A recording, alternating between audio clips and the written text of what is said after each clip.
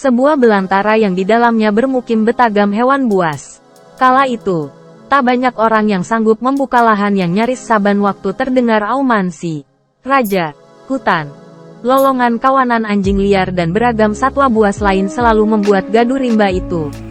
Kini, rimba belantara yang di dalamnya pernah penuh sesak dengan hewan buas, telah berubah wujud jadi sebuah desa yang di dalamnya bermukim ribuan manusia. Sekarang, rimba belantara itu bernama Desa Braja Sakti Kecamatan Wei Jepara Kabupaten Lampung Timur.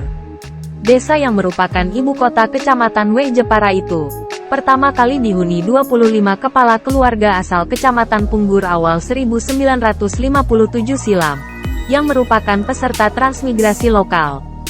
Belasan kepala keluarga itu bahu-membahu membuka hutan tersebut kendati membahayakan jiwa mereka akibat serangan hewan buas. Tanpa kenal lelah puluhan pendatang tersebut, kawasan transmigrasi itu pun mulai berubah wujud. Badan jalan mulai dibentuk termasuk tempat bermukim. Sementara satwa liar nan buas yang lebih dulu bermukim, lebih memilih hijrah ke hutan lain.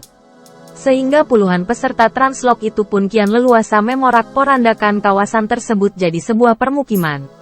Pada tahun yang sama, puluhan transmigran asal Sragen Jawa Tengah tiba di wilayah itu. Hal itu kian menambah semangat transmigran lokal yang datang lebih dulu. Sehingga rimba belantara itu dengan cepat berubah wujud jadi sebuah desa. Dan, pada tahun itu pula pemerintah Kabupaten Lampung Tengah masa itu, meresmikan kawasan permukiman jadi sebuah bernama Desa Braja Sakti. Seiring laju pembangunan dan roda pemerintahan, pembangunan desa itu kian menggeliat. Guna mengejar ketertinggalan, anggaran pun digelontorkan. Pembangunan kantor desa, rumah ibadah, jalan penghubung antar dusun serta fasilitas lain terus dibangun.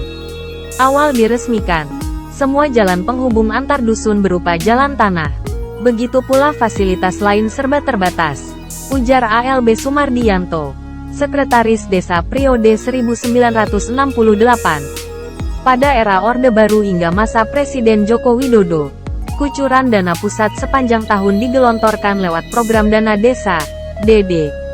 Anggaran yang tak sedikit itu wajib hukumnya digunakan membangun berbagai infrastruktur serta peningkatan ekonomi rakyat lewat badan usaha milik desa, BUMDes. Sebenarnya tujuan pemerintah sangat mulia. Selain DD untuk membangun infrastruktur juga untuk menggairahkan ekonomi rakyat, kata Sumardiyanto. Tapi apalah cur. 2 periode atau hampir 9 tahun desa kebanggaan masyarakat itu dijabat Kepala Desa Edi Santoso. Pembangunan meredup. Tak hanya pembangunan fisik, tapi ratusan juta untuk ekonomi rakyat raib. Padahal, sepanjang tahun DD berjumlah miliaran terus mengguyur desa berpenduduk sekitar 5.000 jiwa itu. Tiap tahun, DD untuk Braja Sakti umlahnya miliaran. Kami gak tahu dikemanakan uang sebanyak itu oleh Pak Kades, ujar Sumardi yang diamini warga lain. Usut punya usut, kata dia. Ternyata tak sedikit uang rakyat dari pusat itu digunakan oknum Kades tersebut untuk memenuhi syahwat pribadi dan tak sedikit dihabiskan di meja judi. Kebiasaan Kades Edi Santoso berjudi bukan rahasia lagi, ujarnya. Dan, akibat menilep uang negara bernilai ratusan juta itu, berbuah oknum Kades itu harus berurusan dengan hukum dengan sangkaan korupsi dana desa. Lalu, tim Tipikor Satreskrim Polres Lampung Timur, Jumat tanggal 6 Januari tahun 2023 menggeledah rumah Kades Edi Santoso. Dari rumah oknum Kades yang gila judi itu, polisi menyita sejumlah dokumen. Selain korupsi DD, Kades juga menjual lahan sawah milik desa. Sudah saya laporkan dan sudah 5 kali saya diminta keterangan, tegas Sumardiyanto. Dia menambahkan, karena diduga oknum Kades tersebut telah menggelapkan uang rakyat ratusan juta ditambah kasus lain seperti menjual aset desa, menggelapkan dana BUMDes. Warga minta kasus tersebut sampai di meja hijau dan memburu Kades Edi Santoso yang kini berstatus DPO. 2 periode dia, Edi Santoso, jadi Kades, warga sangat menderita.